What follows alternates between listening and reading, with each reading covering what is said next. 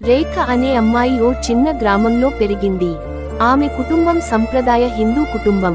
ప్రతిరోజు తల్లి దేవుడికి పూజ చేసి రేఖకి బొట్టు పెట్టేది.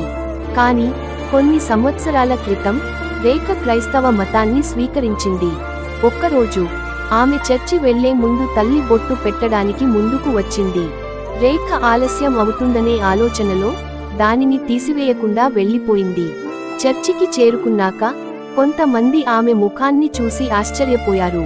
రేఖ, నువ్వు బొట్టు పెట్టుకున్నావా అని స్నేహితురాలు అనిత ప్రశ్నించింది.